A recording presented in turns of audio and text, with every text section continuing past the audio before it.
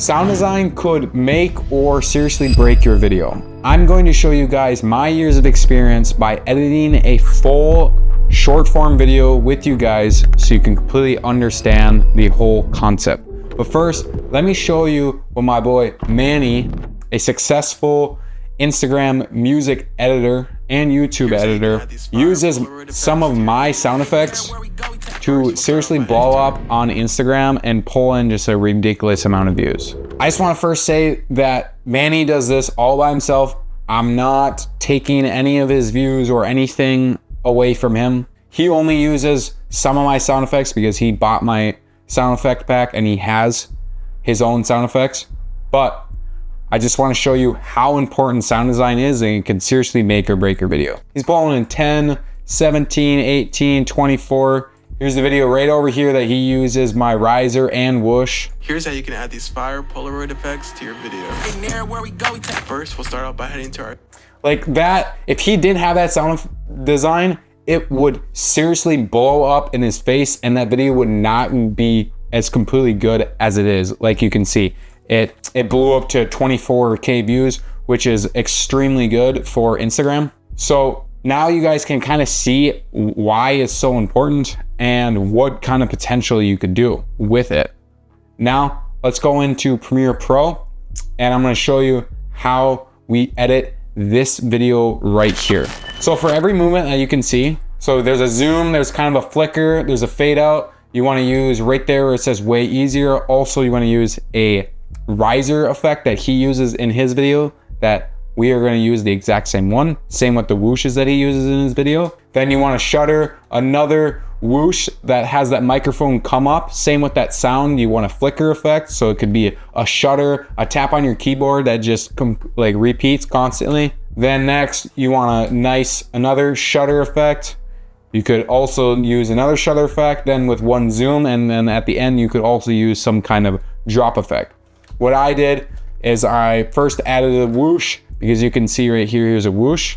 So what I just did is I went into my whoosh sound effects. And if you guys want all these sound effects, they're absolutely amazing. Manny and many other creators uses them to pull in tons of views and just to get this sound design that you really deserve in your videos. And if you were like me, I definitely needed them, especially when I first started out. If you guys want them and you need sound design like this, check out the link below. It's going to be the first link. Use the code SOUND for $10 off and make sure to grab it really quick because there's only 20 discount codes that I'm giving out and 5 of them are already gone. So there's 15 total. So grab that as quick as you can. Now let's get into the edit completely. Now you understand every movement needs to have some kind of sound effect to it. So just grab a whoosh sound effect that you guys can get. Make sure that the sound, when you come over to your decibels, that it's right around -12. You want all of your sound effects to be at -12. Then right below that is the music. Music should be around -21 to -24. I've realized that -18 is too high. So if you were wondering that, that's why. And then you want your microphone audio to be right around -6 to almost hitting 0, but not quite. You don't want it to hit in the red, but you want it to range right perfectly around that yellow to green area. So now that I have my whoosh, go up to your effects control, find the highest point of that zoom. So like for me, I have my zoom out. I completely show you guys, it says zoom out right there. But you can see that the point is like about right here. So what you want to do is go to your sound effect and make sure that the tip of the point is right where that is. So I'm just actually going to cut this and drag it. So now it sounds perfect. Awesome. Now we have some kind of flicker effect. What I like to do for my flicker effect is grab my type. So all I would do is go into the typing or ticking or tapping, whatever one. Awesome, awesome, awesome, awesome, awesome, awesome. That, or I like to do the typing. No, those are too fast. I just want a single ones. So either use the taps or the typing. And all I did was I lined them up perfectly. So then every single time this would come in and out, it would go off. So just like this, and it sounds like this. Awesome. Perfect. Now you got that. let's go into the next spot where it needs a whoosh. So I just added a whoosh. And what I like to do actually for whooshes is because sometimes they're way too rapid and really aggressive. I like to just search up a low pass. What the basically low pass that it does is it grabs all the really high pitches of it and it brings it down and muffles it. So if you just search up low pass, you can just use this low pass or this low pass that I have in my pack that I use, or I just actually search up muffled music and I have my preset that just perfectly, you just drag and drop onto there and it has the already preset perfectly made for it. Isn't that sweet? And it just allows you to muffle that sound effect. See, now it has a nice deeper whoosh that would, it's perfect. Now, because I said short form content just got. I use the riser. I use one of the risers that he uses in one of his videos, but I also just search up, like again, they're all completely organized. I just grabbed one of the risers, plopped it on there, and you can hear that echo. What I did is I went to the essential sounds. You can see I used heavy reverb. Now let me just take off the reverb and let's listen to it.